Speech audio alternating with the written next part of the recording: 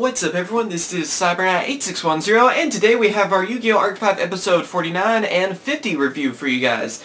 And yeah, a lot's happened within these couple episodes. Everything's setting up I guess for the next series of episodes. We have a new opening for episode 50 and of course Jack is in the opening, so that's awesome. You see Red Nova, I think it was Red Nova, I don't think it was Red Dragon Archery, right? Yeah, I think it's Red Nova.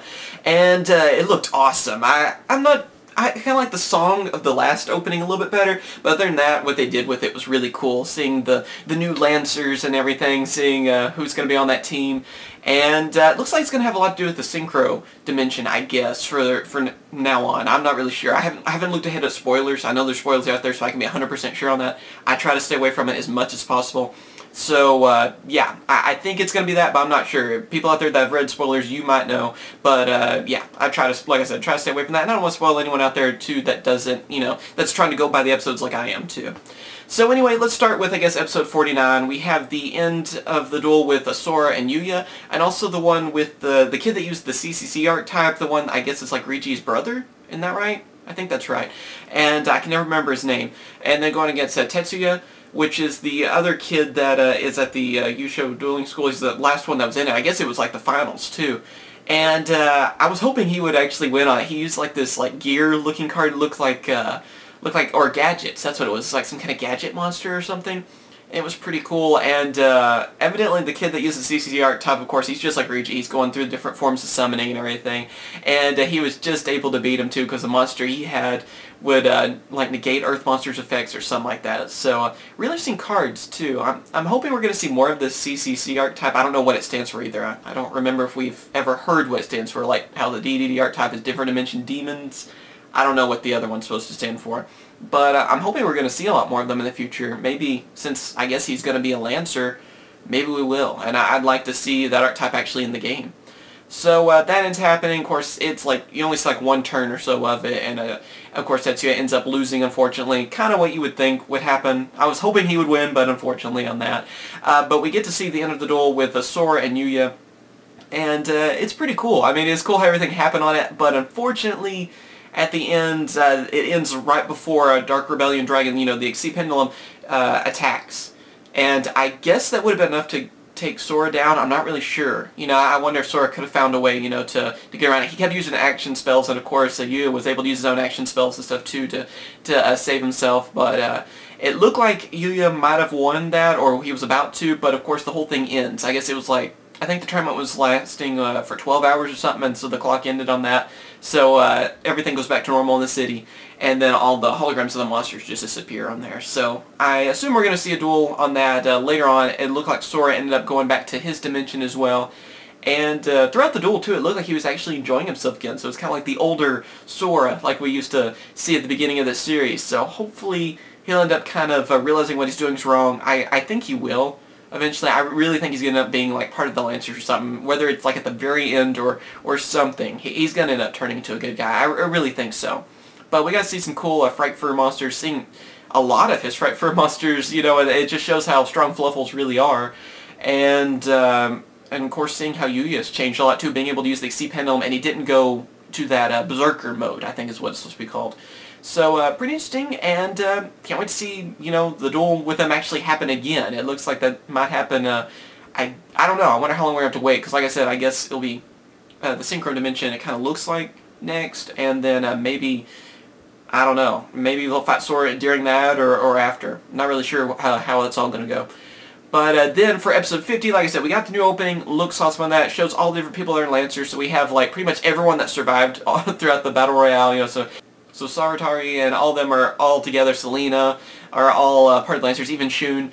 And through this episode, too, we get to see Shun actually use Pendulum Monsters. So that's kind of interesting. I remember him saying something about how he didn't like Pendulum Monsters. He didn't need them, which I guess he really didn't in a way. It's just finally this last duel, he finally needed to use them. But he got pretty far getting rid of those Knights and everything, too, with just his Arcv Monsters and everything, too, without going Pendulum Summoning.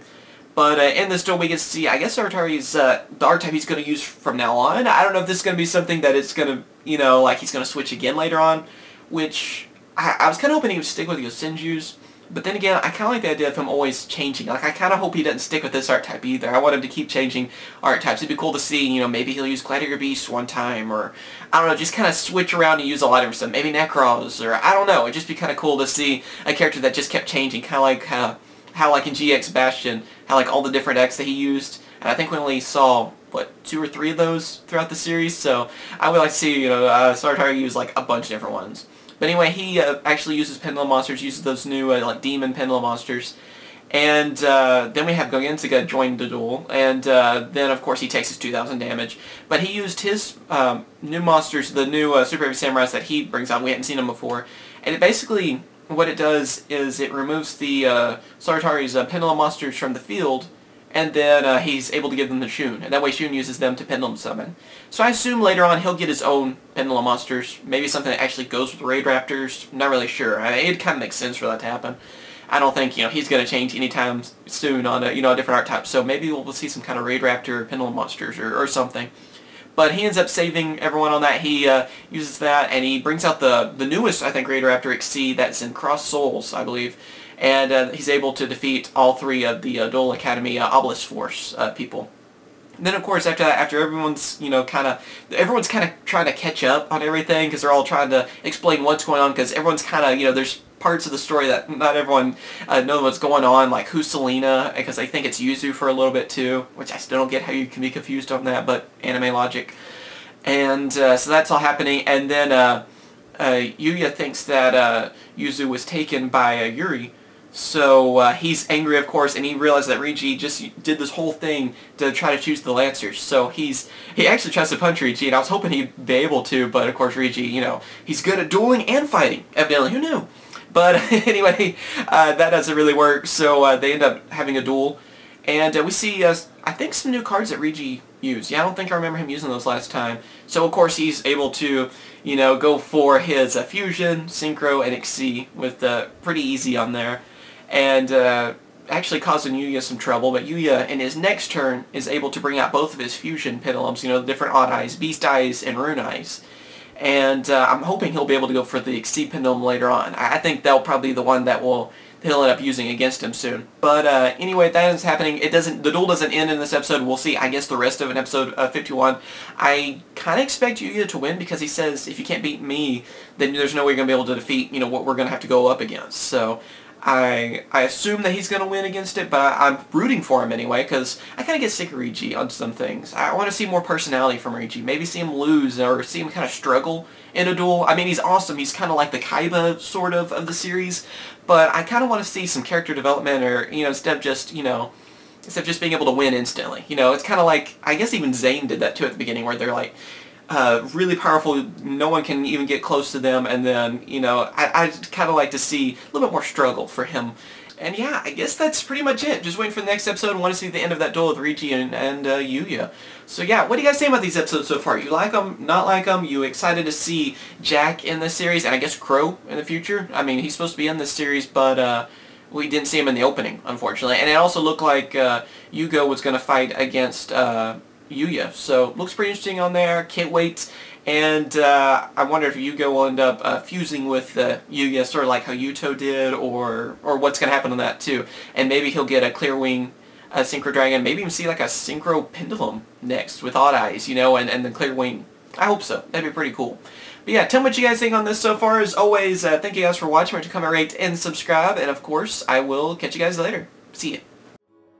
Hope you guys have enjoyed my latest video. Be sure to subscribe for more Yu-Gi-Oh videos, as well as check out my other 2 channels, CyberKnight Games for Let's Plays, and also CyberKnight CCG for Card Fight Vanguard openings. Thank you for watching, and I'll catch you guys later. See ya.